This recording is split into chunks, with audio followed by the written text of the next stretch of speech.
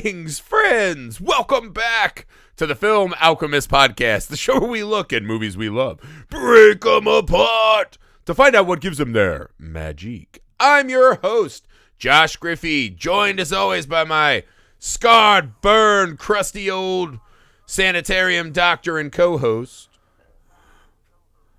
Alex Dandino! Alex Dan Evil! All right, guys, some business to take care of. As always, please take a second and leave us a rating and review wherever you find the show, especially if that happens to be Apple Podcast app. That does help us out enormously. We've seen them coming in, guys, and we appreciate that enormously. Thank you. For shows like us, you know, up and growing shows, that helps us out a ton. I know it takes a couple seconds, but we appreciate those of you that are doing that for us. If you haven't, now would be a great time to do it as you listen to our descent into Halloween 4, The Return of Michael Myers. We really, really do appreciate it, guys. Thank you. You can see our faces as well as hear our voices on our YouTube channel, Nerd Alchemist. We have some other content there we're working on. You know, as the year goes on, we'll be up and running, have that all figured out. You can find us on any social media platform that you're on. We're there too, and we would love to talk with you, communicate, share hilarious, you know, GIFs and whatever else the children do. Also, you can email the show, filmalchemistpod@gmail.com, with your ideas for movies you'd like to hear us cover, new and old, themes, guests you would like us to have on the show, Friday night double features, which we haven't had one in a while. I would love to get back to that. Also, you guys can get in every December. We stuff your stocking. All listener picks, so get in now, get in early. The best of the batch, we'll pick all of our favorites, as many as we can cover, and have that for you in December, so that's a great reason to email the show as well. All right, enough business. We are in the midst of our October horror movie mega marathon, our descent into the abyss of horror genre. Yeah, we're getting in there now. We all up in it. We had a little breather from our Michael Myers Haddonfield with Halloween 3, Season of the Witch. We did some descent into druid magic and corporate fuckwads, which was great, man. It wasn't loved in its time. Did not get well received. No. People miss that good old-fashioned Michael Myers Halloween flick, right? They wanted to see him. He is essentially the guy that helped break out this giant craze of these slasher franchises. People wanted to see him. They wanted to see Jason, Fred. They wanted to see the guys they knew kill the teens that they didn't care about. They wanted that back. Jamie Lee Curtis refused to come back, so essentially we get a 10 years later reboot. I believe they said it was 10 years later, right? So this is a 10 years later retelling of Halloween 1, reboot. But later and with Laurie's daughter, Jamie. So this movie is interesting to me because I think this was the last really great Halloween movie until we got to Halloween Resurrection, which fucking slapped. We'll be doing that in a couple days. This movie brings back Donald Pleasance. It brings back Michael. We have Jamie as a new introduction. And it kind of brings back the town of Haddonfield and the sheriff. This movie brings in a lot more of these supernatural elements, right? We're kind of really crystallizing some things that Halloween 2 nibbled at. And we're also dealing with the fallout and the grief of this one really bad night. So while I think there are things that aren't great, like why Michael always looks like his jumpsuit is full of puffy pillows and why the mask is unbearably bad. There's a lot of really interesting stuff happening in Halloween 4, and I truly, truly love this addition to the franchise. Alex, what is your opening thought on Halloween 4, The Return of Michael Myers? Were you glad to have Michael Myers back?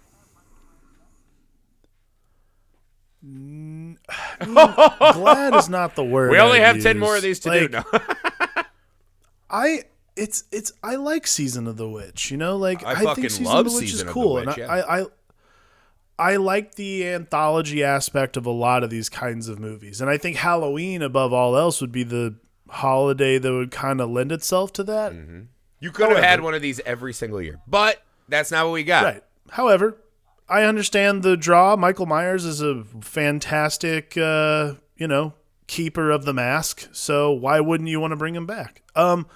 as far as soft reboots go, it wasn't the worst thing. I mean, I think the deeper we get into Michael Myers, the more important the supernatural becomes. Because this is something that happens when they, in the later movies, like starting with H2O, that just sucks, is that, other than Resurrection, which we'll get to, but they kind of like shirk a lot of this supernatural stuff that happens. And I think that's a really important thing, particularly getting into this level of the sequels. You really need to hone in on that. And I like that that's like part of it now. I like that there's a lineage. I enjoy those aspects of the story. I enjoy those aspects of the character. This might be my favorite Donald Pleasance performance because he's like super crazy here. Yeah, he definitely comes back as like the super worst coworker of all. Because you hear that doctor at the opening, right? When for some reason they're going to release Michael Myers to the sanitarium that let him out, or the Smith's Grove, right? But literally the other doctor's like, my hope is that with Michael going back, he'll either quit, retire, or die. And I was like, so imagine this man's life. But no, imagine this man's life, right? So Dr. Loomis gets transferred over to the old sanitarium. It's like, hey, here's your new office mate, Dr. Loomis. And he walks in all like twisted and crispy. And the guy's like, oh, hey, like you've been through some stuff. Have I? I took a boat ride down the river Evil. Look at me. Look at me. Because it's like, and you're just like, so this guy has been doing this for 10 years, just hating Dr. Loomis, right? Just fucking hating him. Because what is funny is we left off Loomis, right? And there's part one where he's screaming evil, right? Trying to make something out of, he didn't do good solving Michael's case, and then it breaks loose, right? Part two, he's doing his victory lap. I'm glad these people are dying because evil has been proven. Sam Hain, right? And then all of a sudden in this one, it feels like Dr. Loomis would be a little bit of a cosplayer, right? Like there's a little bit of him that is bananas, flashing it around. Like he loves to look at people with the crispy eye. You know what I mean? Yeah. Like this is the thing I love about the Loomis entrance in this movie is it's the perfect 80s entrance. This is like something they almost exclusively did in 80s movies, by the way, which is the like over the shoulder shot from behind so that you see the profile like, oh, I know that. You see the duster, you see the bald spot, you're like, yeah. You see the duster, you see the bald spot, and then like you like kind of come around and then finally you get him in full focus. You're like, oh shit. Yeah. Loomis has seen something, man. No, and he's like been through like he's got that great, I love this scar. Yeah. This is great like kind of bad, kind of entertaining horror movie makeup because like I think Michael's hands are worse. But considering the scope of the fucking explosion we saw in part two, you're like, not bad. You guys came out of there all right. Yeah, they all came out pretty scot-free. Like, literally, Loomis came out with a limp. Like, that's not that bad.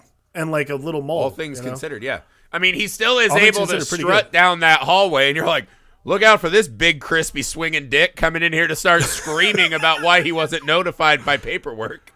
Right. It's like one of my favorite scenes though is like everybody in that sanitarium hates him. Nobody wants to see him around anymore. Like it's the best part about the movie. One guy is stoked, and it is the creepy security guard who's doing essentially the haunted house tour. Hey, Jesus got nothing to do with this place, right? Like that guy probably sees Loomis, and it's just like, what a bit. I gotta go off this. Yeah, that is one of those things about this movie that, like, the first 15 minutes of this movie for me, and it's fascinating because, like, watching it in succession, I realized, too, this movie happened, let's see, when did the original one come out? Was that 77? 78, I think, right? Right, so this is literally 10 years later, so it's very possible. Granted, people wanted Michael Myers back, but it's completely plausible, I guess, that people have forgotten the plot of the original movie. Or the original two, This was back before the rise of home video all the way. So, yeah, like, movies were harder to find. So, it's possible. So, like, the first 15 minutes of this movie are really fascinating because when we've watched them in succession now, I actually, like, I'm like, do I have to listen to this? Because I know, like, the security guard is literally like, Jesus got nothing to do with this place. And then he's like, pushes the button to go down. And goes, did you hear what happened last time this guy got out? Man, I killed 16 people. Maybe more. Well, I he's like the two ambulance people are like, hey, who do you think let him out? We did. Our hospital's the one who let him loose. We're the worst mental hospital. Like, he's literally rattling off all of the major problems that happened, like, within the 2 movies, and then, like, obviously ignoring season of the Witch. But it's completely fascinating to me that this is the conversation that's occurring. You know what's funny? Again, I don't know if you thought this too. I know so well. Right, but there's a moment every time I watch this film when he starts rattling off, he's like, 10 years ago, this guy went crazy. And he's doing his bit. There's a part of me that every single time I've watched this movie, which is innumerable at this point, like almost every Halloween in my life, I've watched the Halloween series, right? Love it. Right.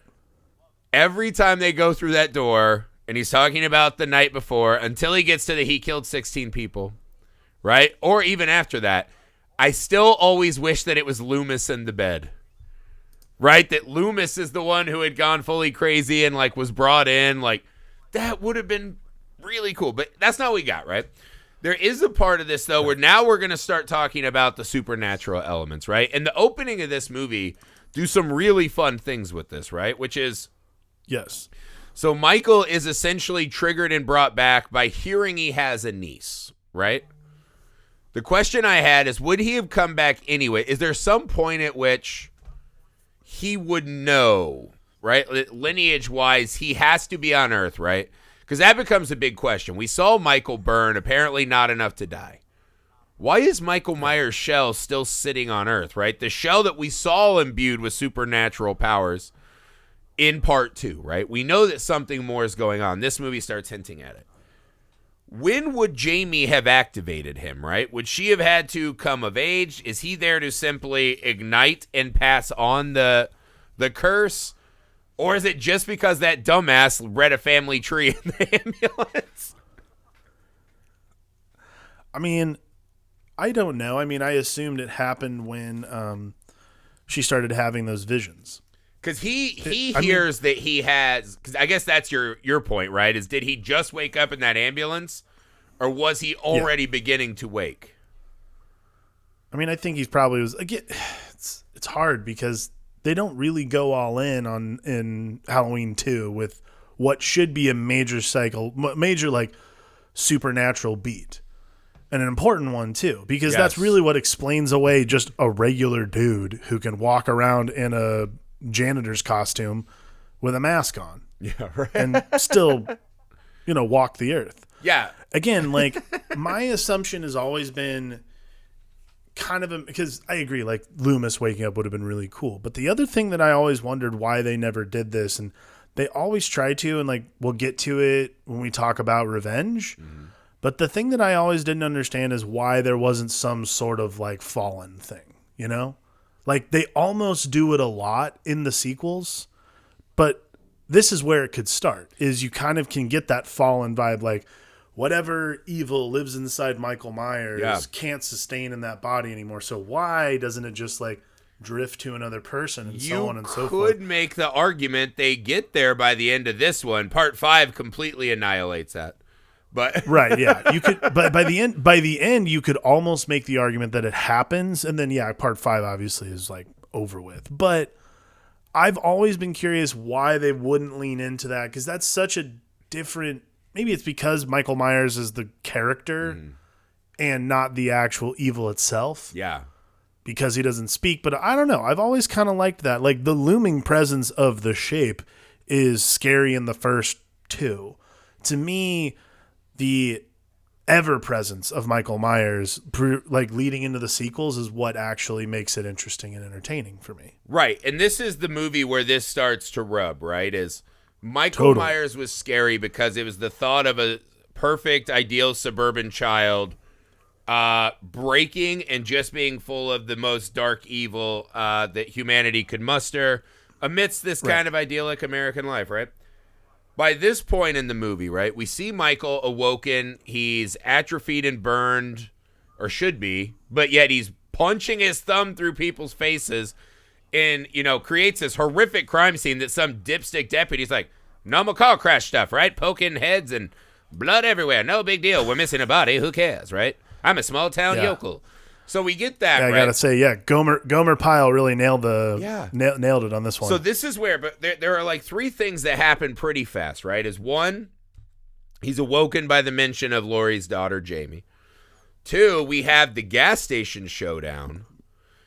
And then, I guess there's four, right? Three, his unbelievable tracking abilities of men who have jumpsuits.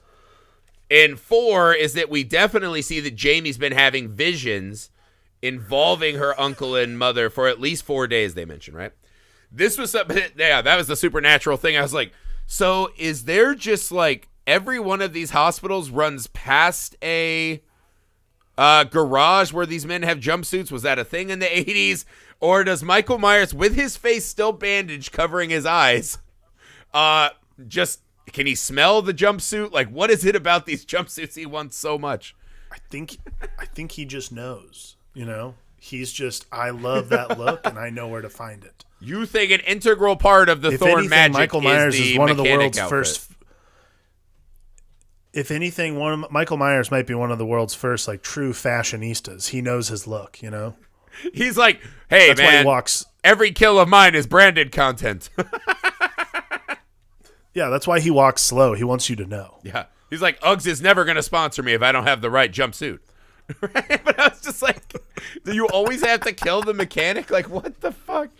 But yeah, so I was like, he supernaturally is finding these duds, right? And we see this over and over in this series because he finds a tow truck driver in part 1, right? That's how he gets it.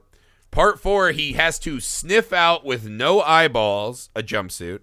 Rob Zombie's Halloween, he escapes the sanitarium, ends up at a truck stop, waits until he finds another 7-foot tall guy pooping, and then takes his jumpsuit, right? So this is an integral part of the myth and the lore of how we get these jumpsuits, right? I think H2O has the same thing. We just kind of look past the fact that he's in a tow truck, driving away. So he found another mechanic, right?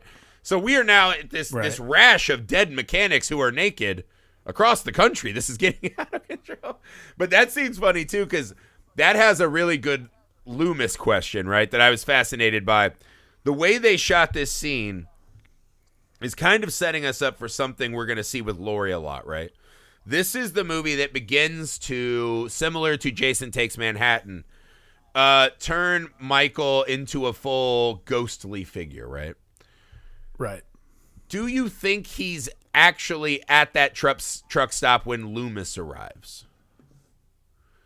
Yes. Because there's some weird beats there, right? Why does Michael not kill Loomis in that moment? I mean, I've never thought that Loomis was because Loomis has never been the target. But he kills the mechanic, right? That's a target because he needs his pants. He kills the lady behind the counter. She's a nothing character, right? I mean, I guess. I mean, to me, that gets into we're just ratcheting up the body count. But like Loomis to me is never the target for Michael Myers. Michael Myers is after one thing and one thing only, which is the Strode bloodline. Yeah, that's what he wants, or the Myers bloodline, as it were. But like that's like his bloodhound sense. That's what he's sniffing out. Yeah, which is why. But like Loomis. Michael Myers is Loomis's Chase. They're really one and the same person. Yes. They're just one, when we talked about this, Loomis and Michael Myers are one and the same person, just one doesn't wear a mask. Yeah. But they're both relentlessly, like, if Loomis really didn't give a shit, like if Loomis was like, well, I don't know, he would find a payphone, call the cops, not get ditched 119 miles away from Haddonfield by these like punk ass kids in their pom-poms, which might be one of the most heartbreaking moments in the entire movie. It's like he literally has his thumb out. These guys pull over like, yeah, come on. And then for some reason, I never understand this. For some reason, when they're like telling him to come to the car, they're slow motion and then just a fucking peel out. Because I love Fuck that you scene all. because what happens is, if I remember correctly, Loomis gets the faintest of smiles. And he's like, yes, finally, because this car is literally full of the avatars of the people he thinks he's saving, right? I'll save more teens. Absolutely. They must sing my praises in Haddonfield. And so he's running over like he's the prom king. Like, yes, I saved a couple of your ilk back 10 years ago. Now I'm here again to do it. And then they peel out. They're like, fuck you! And the next thing we know is he goes from the prom king to I am equal to the alcoholic singing preacher. You're a pilgrim too. I saw you're a pilgrim. And he's like, well, we might as well get car drunk and drive to Haddonfield. See, this is like the other thing. This is the other thing too that I don't understand about this movie, and something that kind of turns me off, especially towards the beginning. Like towards the end, I don't really care, but like in the very beginning, there are so many like kind of hackneyed premises of characters, like the overly social security guard and the drinking priest on the road, the very sure of themselves. Like all these people sort of ratchet themselves up to like almost like a chew the scenery level of acting. But the thing is, and this is like the crazy thing, and this is why it still works for me, and this is why it doesn't just totally pull me out of the movie, is I'm waiting for Donald Pleasance. Yeah. I'm used to Donald Pleasance. So everyone else, by any association, is like brought down an entire half step. So that when he gets to the sheriff's station in Haddonfield and fucking blows up, I'm like, there's the Pleasance. That's what I was waiting for. Right. Well, that scene's funny too, because you almost have this, because he is awoken the same as Michael, right? Like when Michael's escaped, Absolutely. He like saunters back in. And it's like they didn't even give him the memo. He just felt it. He knew. Yeah, because they're like, well, fuck you, man. Like, you crispy old bad coworker. Yeah, fuck you. We're not giving you any benefits. Hobble your ass out of here. Go back to retirement. Absolutely. And so he's awoken the same way, right? And that line is cool because it's almost, he's like, do I still have one more? He's like the old guy, right? He's like, do I have one more in my system? One more crazy screaming monologue. And he does. And as the sheriff follows him out, right, they're like, he believes him. He's like, well, it's worth trying. Like, how do we prevent what happened 10 years ago? And you just see this look at his face like, oh, my God, it worked. Like, this is way better, right? Like, this guy believes it. He even says later when the cop, they find the dead dog in the room, and he's like, I'm getting creeped out. And Loomis is like, at least I'm not the only one. I don't know why he's Werner Herzog now. But back to the garage, right? Back to the garage, right? This sets up our ghostly Michael, right? Because when Loomis turns the gun on him, that's one of my favorite, that's probably my favorite Donald Pleasance moment in the movie, besides the very end, is when he says, Michael, he's like, leave those people alone, right? If you want someone, take me. Because I think in that moment, Donald knows that, or Loomis knows that's not happening, that he does not give a fuck about him, really. And even if he kills him, he's still going to go to Haddonfield, right? To me, it felt like this old man who was like, put me out of my fucking misery. Like, enough of this shit, right? Like, just fucking crumple me and leave, right? And he turns to shoot. He raises his gun, and Michael has disappeared. This is almost a teleportation scenario. Timing very iffy. Michael drives away, blows the fucking place up, and Loomis does a dive behind the barrels, right? This is a lot to take in for Loomis in that moment. And I think it's really cool, because then you run this out, right? Because this leads us into Jamie, right? Our new final girl is essentially a tiny girl, right? And Danielle Harris is iconic for a reason in this role. She is fucking outstanding. I was watching this, and my mom just kept being like, she is such a good little actress. Like, my mom was really impressed with what she was seeing. She is so good in this movie, right? But that Loomis scene paired with that Jamie scene, I think, is really important, is that Jamie's kind of having these visions, right? And she has the vision of Uncle Micah pulling her under the bed, and he's behind the door, right? We get this sense that, because you start to wonder, right? We know that Lori's not around, right? That was she so traumatized she always talked about it? Or is this the psychic bond, right? Where is she getting a lot of this extra sensory information? You know? So it becomes this cool... Now we've established Michael as a ghost, right? He's a ghost figure in this film now. Like, one of the more interesting scenes, right? And I don't know if this is the intended consequence, but I think it works really well, is in the drugstore, right? I think this is one of the more fascinating Jamie Michael moments, right? So Jamie decides, I really want to go trick-or-treating to try to be normal. All the kids in school still haven't learned the lesson. Maybe don't bully anyone who's a Myers kid. Bully the fucking shit out of her. Jesus. Hey. About, like, not having a costume. And then they're just like, you're an orphan. It's like, hey, chill. Why would you bully someone about being an orphan? Relax. Well, also, hey, do you know what happens to little Michael Myers kids in the Myers family when they, like, turn that age? They put on a costume and start stabbing you little pricks. Knock it off. But so this scene is interesting, right? Because this is where we set up our bad boyfriend storyline, which is great. Brady, the least understanding, like, I'm not getting my dick wet tonight. What? Dude, while that's happening. God. The Brady thing, that was my favorite exchange, was that, like, oh, when'd you find out about that? This morning. And it's 5 now. Great. Now I'll just have to fucking masturbate. Thanks a lot. Great. Now everyone's taking the best whap. Thanks. Right? He's like, oh, great. Who's going to get it wet? Me? I'm not doing it. He's a fucking piece of shit. But so Jamie goes over and is looking for costumes, right? She's lured to a clown costume that very much parallels Michael. Now she sees young Michael, right? Which we are explained away a little later, right? But you get the sense this is some kind of subconscious level.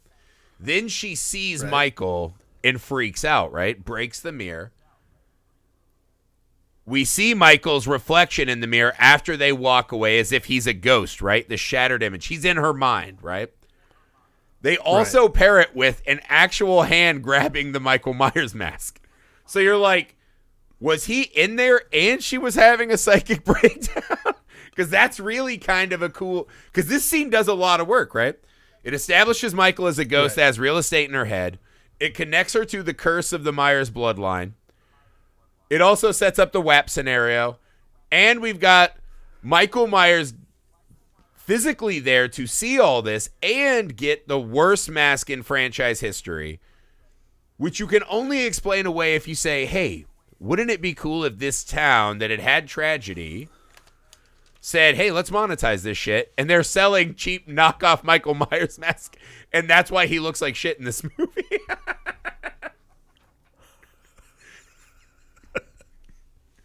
There's a lot happening in that drugstore scene. This is the linchpin of the film, man. A lot going on. What do you make of the mask theory? Your mask theory? Yeah.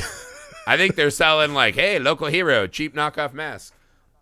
I mean, yeah, that would make sense. There's a scene when he chucks Loomis through a door like a pro wrestler, and the hair's just Billy Idol blonde. Like, the mask in this movie is atrociously bad. The mask is ever changing, but unless that's would you say maybe that's part of the supernatural of Michael Myers himself? But in the Billy Idol hair color change, he physically throws Loomis like a little bitch through a door, chucks him.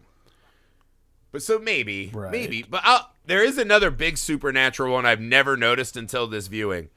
And that is when Michael Myers is literally a rider upon the fog. He's a fog ghost, right? Because I always wondered, when those fucking yokels drive away, they're like, we've already murdered one child. We'll just forget about that. We'll talk about that in the next one. Right? They murder a child because, guns! Woo! They just run out and shoot a bush. Oh, wait, it's Ted Dippelheimer or whatever his fucking name is. They drive off, and they're driving a long way, right? They drive past the cops. They use their white privilege to shoot a shotgun, and the cops just react with like, hey, fellow heroes, drive on. Right? And as they're driving, fog rolls in. Michael lifts himself up on the bed of the truck. I think the movie's telling us there's no fucking way Michael Myers is under those trucks. We see the trucks roll up. We see the kids there. Impossible to believe he's under that truck, right? I think the reason they added the fog is to tell us that there is something extra happening, right? That when the fog hits, that's where Michael is, right? This is his teleporting around town. Because if you look at this movie, he's got a very busy geographic night. Right? At the electric station, he kills all the fucking cops. He's still playing with the bodies everywhere. Like, this is a lot of work. He kills the dog. He looks at family photos.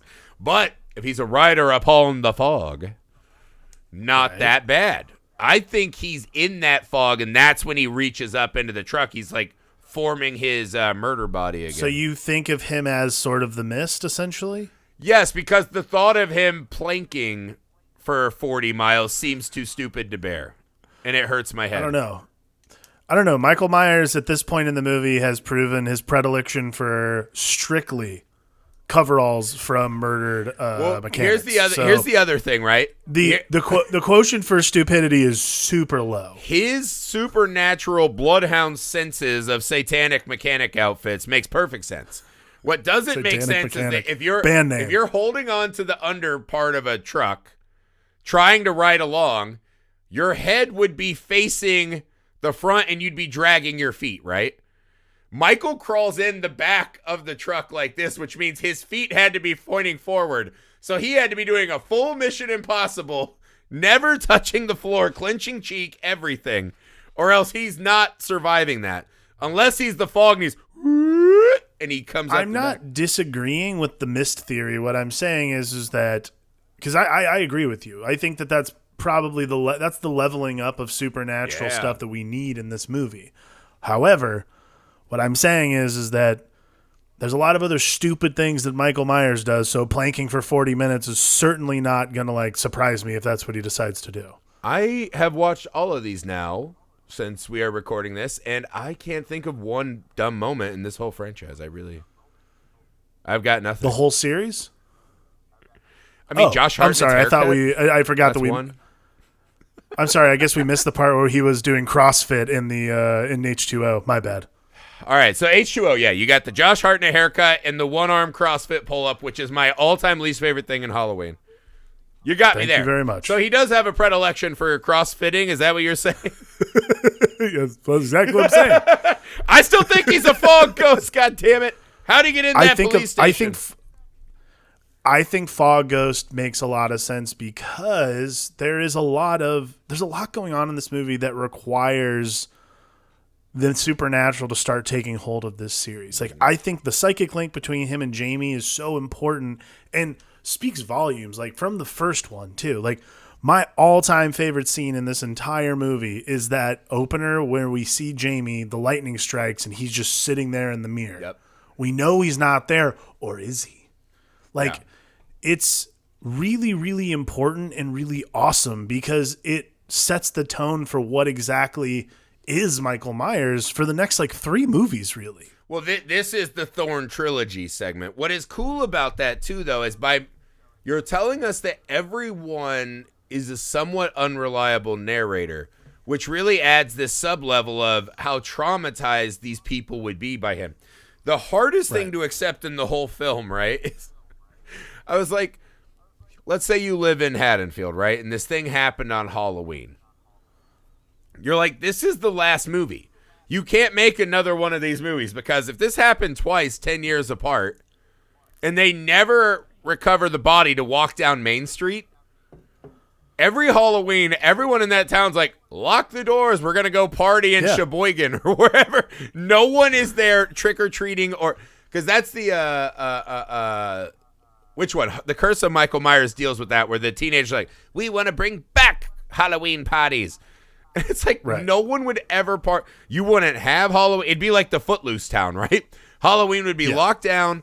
Every family would leave town for one night a year and just say, we're good, man. We're not doing this anymore, right? So but this is the thing. You get a lot of these people dealing with it differently, right? You see the bar where the guy who lost his son and then now he's a killer too. One of the weirder scenes of this, of watching people deal with the grief of what's happened here, is when Loomis actually riles up the posse. I thought that was wild, dude. That was a wild Loomis decision.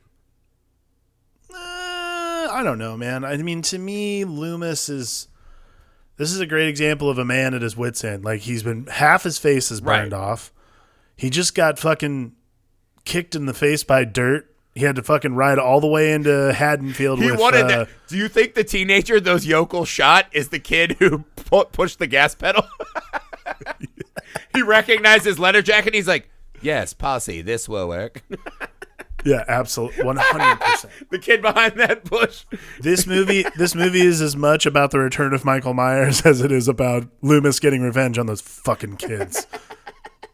He's like, one more body won't hurt. I'm Loomis. I like how progressively, as we've done these, Loomis has slowly become like the worst character in the entire series. Like, it is he's the an thing absolute that monster. hurts me the most because I've always held Loomis up as my favorite horror movie character pretty much. I love what Donald Pleasance does with him. But really diving deep into these for this series we're doing, he is not necessarily a good guy. Like, he's a pretty he's a huge flawed piece of human shit. character. I wouldn't say he's like a piece of shit. Like, he's not the murderers.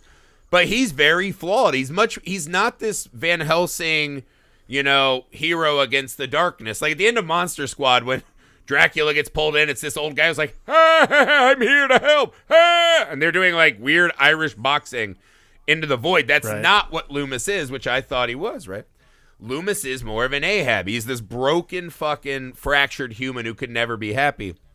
And I never really thought of it that way. And when you get to Rob Zombie's Halloween, he just makes Loomis a full-on scumbag. So this is obviously something other people had picked up on, just not me. Right. But that moment with the posse, yeah, I think it's wild. It absolutely makes sense in the moment. But it shows he has no more faith or belief.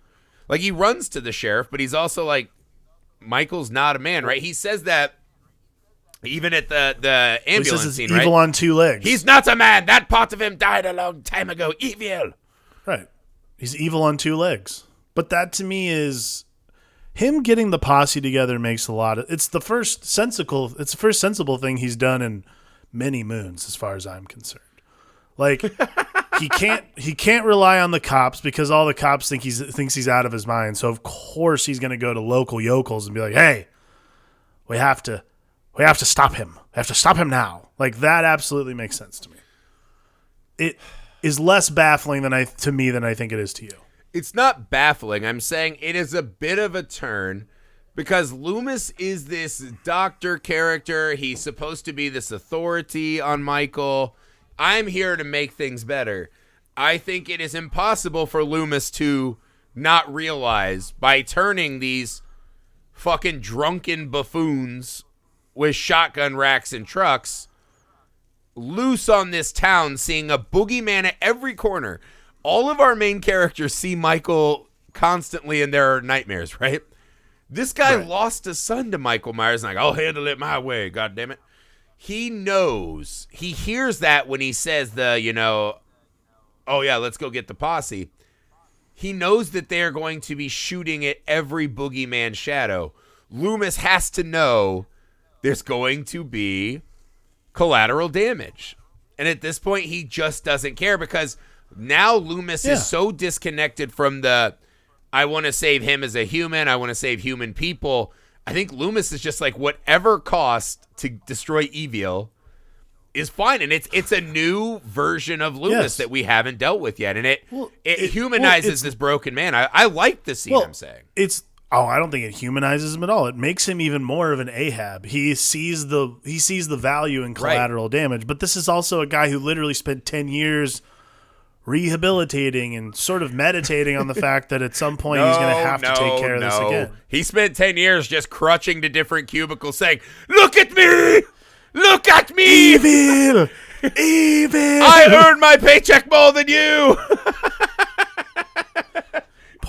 Poor Fran in accounts receivable. Like, Loomis walks away. She's like, "Are we ever going to fire him? He is just killing me." Yeah. If I hear one more time about how he shot out that cop window, fucking hell. Right? Like, no, I think it because what it is when you get these characters like Final Girls often are, and some of these like, I'll be the heroic guy, it takes them away from the fucking struggle and the grief and the fear, right? Loomis's fear oozes out of this one. And this one, he's not coming from I'm here because I know I need to battle and I'm scared. This one, he feels much more terrified and vulnerable. And I think it's really cool, right? And you pair that with Danielle, and then you get these, like, the side characters in this are horrible. Like, something I keep wondering is, like, can the parents who take in a foster child be fucking responsible for the foster child. Like, they give Lori or Jamie's sister shit. Like, you wanted to go on a date on Halloween? We've got a date. Watch your scarred foster sister that obviously has a thing with Halloween because we don't want to go to grandma's in Ohio. And I was like, you're shit parents, and I'm not sad when you get fucking murdered at the end of the movie. But there's a lot of... Let's talk about the house they hole up in, because one of the things that is iconic from this movie is the Cops Do It Better shirt. I have questions. God, I have questions. Yeah, let's talk about this. All right, so question 1. Who bought her that shirt? Because if you are a father who's a cop and you see your daughter who is blossoming into her sexuality wearing a Cops Do It Better shirt, that might be repulsive. Also, you'd start looking at your coworkers. 2, there's a bit of an insinuation because there's no mother present at all. Right. That the sheriff's mother or wife may have died, her mother. So then his wife may have worn the shirt before they wrestled. And then the daughter wears it to be closer to her mom, and her dad sees that. And the shirt is weird. The shirt is a weird choice in this film that opens up so many things that I don't like. I mean, there's a lot of questions I had as she's running around in that shirt only that I didn't feel comfortable answering or asking even during a Halloween movie. Did you think Brady made the right choice or not? One of the best scenes is when he gets found out and he's like, hey, dude, man, I have an excuse. Absolute best. He can either run after his now ex-girlfriend or go back for the sure thing. And he's like, he just runs back into the house. That was my favorite. That was my favorite thing was he fucking runs out after her and he's like, wait, listen. She was WAP. I don't know what to tell you. This is the deal. You didn't tell me before 5. Oh, the WAP had dried up. I got lucky and found a wet spot. God damn it! Don't hold that against me. I'm Brady. I'm the big man. I'm Brady. I swear to God, I texted you actually while I was watching this. I've never seen that guy in any other movie except for Dazed and Confused. I was shocked. I had no idea he had done other fucking movies. This is before Dazed and Confused too. I had no fucking idea. Yeah. It was mind-blowing. What did you make of Oh, I forgot. This has another really weird moment. This is how I also know that Michael Myers is some kind of ghost in this film. Strange kill setups, right? Like the one where he just waits in the deputy's car. When he could just kill that guy probably anytime. The weirdest one, though, is when he does the folding pretzel man head.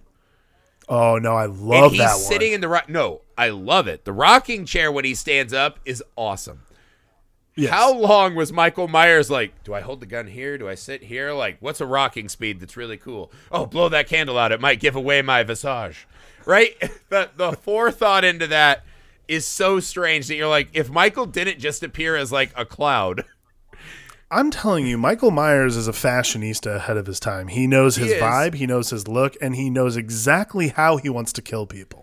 Well, no, also, he's very Warhol. A lot of respect you're right about that. He's very Andy Warhol, right? Like, even when he killed the mechanic, and he's like, I better chain him up in this weird, cool way. Like, it's art. I better chain him up and make it look creepy and weird. It's fine. It's very, again, it's very performance art. A good artist doesn't see a canvas he's not going to, like, leave a mark on. That's gross. I have a lot of respect for Michael Myers as an artist. That rocking chair kill is so fucking funny, though. Fucking love that one. What do you make of Brady's heroic moment? Because it made me laugh twice, which is, oh God, why is Brady standing his ground for the girl he definitely didn't care about destroying like an hour ago? Yeah, for real. And 2, the fact that she just runs away from him is awesome. I mean, it's perfect payback, right? It's like, fuck you. Like, it's like this deep down sort of like, yeah, I mean, it's just this perfect, like, sort of fuck you moment, in my opinion. Like, I don't think Rachel necessarily intends it as such, but I think there's a part of Rachel that maybe is like, oh, you thought she was the only WAP in the house. Now me too, when I'm watching her head get crushed. That is something I noticed too. I was like, Michael Myers is doing a lot of head crushing kills in this, reinforcing that he owns real estate in your house besides Haddonfield, right in your head. Yes. Forcing himself nice. into the brains. Yeah. Well, I mean, I think it's also this is something else that I noticed, like, because there are a lot of like these sort of head crushing kills, stuff that is taking less time than like stabbing, and a few more like the mechanic, like almost ritualistic. So the more I was watching, I realized like this feels very supernatural. Like we're getting deeper into this because Michael Myers has these much more elaborate, like stabbing someone to me feels less than like crushing their skull. Like I know that sounds kind of weird, but that's what a knife is made for. Visceral. That's a good way to put it. Yeah. Well, it's weird too because this is the one where we don't get the head tilt. We don't get the iconic head tilt. Michael now is not getting that almost human joy out of what he's doing. Now it's like these ghostly Warhol soup can murders. You're like, what the fuck? Like fucking, he's doing MacGruber throat rips and chucking guys out of cars, and like he's a wild man in this one. It's strange. Let's cut to the last part of the movie that really has some bang for me. We got to talk about this ending, man, where Michael gets hit by the car and sent down the ravine, right? Right. He falls there. Jamie watches him from the truck lay in the graves, right? Lay in the graveyard, whatever. His fingers uncurl around the knife. That is the key for Jamie to approach him. And I think she says, "I love you, Uncle," or something like that, right? Yeah, does she? She has like a nice little like farewell line to her uncle, right? There's a nice moment. I don't remember if it's "I love you, Uncle," but yeah. It might not be "I love you," but it's maybe "I forgive you." But there's a moment, right? She refers to him an uncle in a term of endearment, a family term, right? This girl who's felt ostracized and outside. Why seeing the fingers uncurl around the knife and then cut to her seeing that? Why is that the key for her to go down there? This also, like, it gave it like a ritual vibe to me too, right? Like something bigger is happening there. Right. I mean, there's two for me. Like one is like the movie brain says like, oh, that means the threat is over because he's no longer conscious. But then like based on what I've been like really enjoying about these Halloween movies, this particular series themselves is, I keep going back to this Fallen thing because it's like time is on my side. Like I can hear like, and then Donald Pleasance just comes in as the chorus girl. Evil. I can hear just like Elias Koteas like singing that, and like the effervescence of Michael Myers floating out of his body and landing into Jamie. Yeah, as we get a little further. But I'm with you on that. But I mean, like, I think that she's going down there because, I mean, it's the only family she has left, I guess. There's something like that. Like, it's about knowing, I guess. I don't know. Well, because we see we see the fallout, right? So that has to jade the moment because it plays as almost a normal moment. But by the end of the movie, it felt like when she saw those fingers unfurl on the knife, it's because it was her time now, right? We see Michael just get shot with 50 guns into an opening mall, right? A hellmouth. Right. Which, again, we see in Part 5, one of the worst retcons ever in Part 5 as to what that is. I like the visual of him getting literally sucked back into the earth in a cemetery, right? Yeah, it's great. Then we cut to what, to me, is inarguably, without question, without argument, the coolest ending in the Halloween series, right? Which is Michael's defeated. Loomis has let his guard down. That's it. He fell in a hole. He'll never survive that. I've seen him get blown up and his face burnt, but he fell down a hole. It's over. I'm Loomis. Right? Everyone's chilling. The family came back. Oh, our daughters are safe. I'll run her a bath, right? We cut to the POV. We see the mask. We see the scissors. And when we cut up, so good. And Danielle Harris is on top of the stairs. Her eyes look black as fuck, right? Yes. She has been imbued with this evil. And Donald Pleasance runs to that little landing. No! And he just starts screaming as he sees it happening again. The cycle has begun anew. And he lifts his fucking gun at her. before the sheriff stops him, and they all just take in this twisted scene that this girl has done it too. It has that fucking Omen vibe, the whole bit. Yeah. Like, it reminded me of the Omen. Mm-hmm. The end of the, like, that is, like, exactly how I felt, because I'm like, that little girl's not going to die. But, dude, imagine if that was the last we had ever seen of this version of Michael Myers. Mm-hmm. I mean, that's a hammer ending of all time, because we're left with, is this little girl possessed? Is this some kind of genetic magical curse?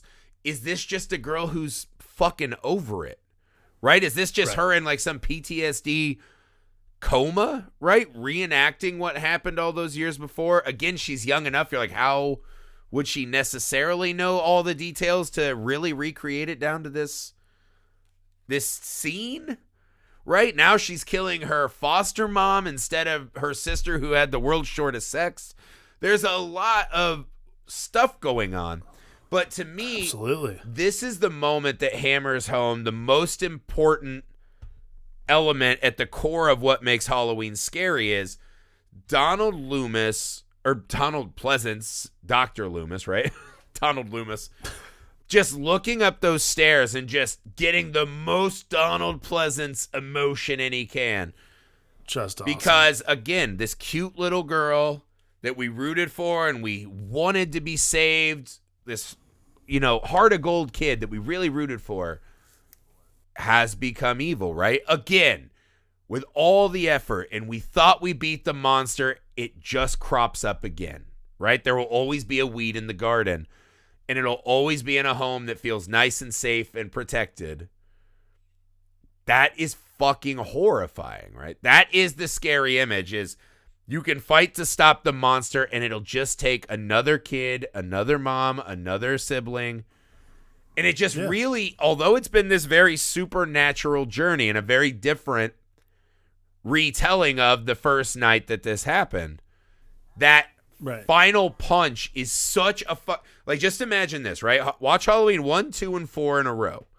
The fucking trilogy bookend of that opening Halloween scene with this finale is as good as it gets in movies. That is such a fucking powerhouse bookend that summarizes all the themes of what we love about Halloween so perfectly.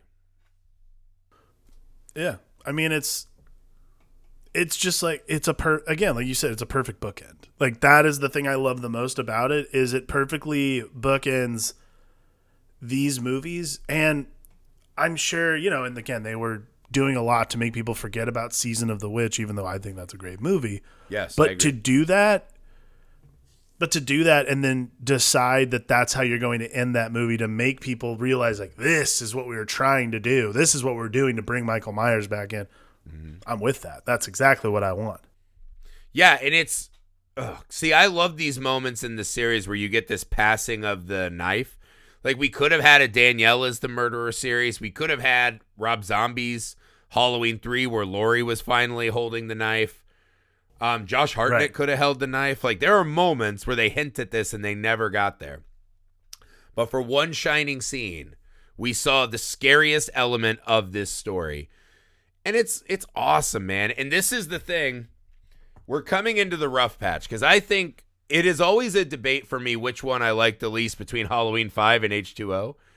H2O has really good Jamie Lee Curtis acting, and you're excited to see her back. And this and that. Halloween 5 runs into this big problem, which is now it is just almost a Friday the 13th script with Michael Myers in it. And they take away so much of the brilliance of this one that I always wondered, like, what if this was the end for a long time and we didn't come back until, like, Resurrection? You know what I mean? Because this is such a fucking... This movie has so much strong material in it. And I feel like Part 5 drags it down a hair. And it's just not as appreciated as it should be in the horror movie pantheon. Sure. I mean, I think that that's exactly what it is. It suffers from it being... It suffers from two things. It suffers from it being the reboot of a franchise that people were trying to change on the way out. And then it also suffers from being a better movie than the movie that succeeded it. So it gets lumped in a category without even being considered on its own. Yeah. It's weird. I think it's a really good installment. I think it really ranks high among slasher franchise entries. And yeah, I like the idea that they added and played around with it a little more, man. I think it's really good. And this is the Donald Pleasance, dunk movie. He's so fucking good in this movie. He's just awesome. And Danielle Harris crushes it in this movie. Such a good fucking performance. Absolutely. That's it, guys. Halloween 4. Fucking love it. Stay tuned tomorrow. We're going to get into Halloween 5. Again, I think it suffers from some problems, a little franchise fatigue. But again, like all Halloween movies, there's some really cool stuff happening in that movie. So we'll be back, again, a horror movie every single day this month. So stay with us. Don't let your subscription lapse. Get all these horror movie episodes while they're here. Please take a second, leave us a rating and review wherever you find the show, especially if that happens to be Apple Podcast app.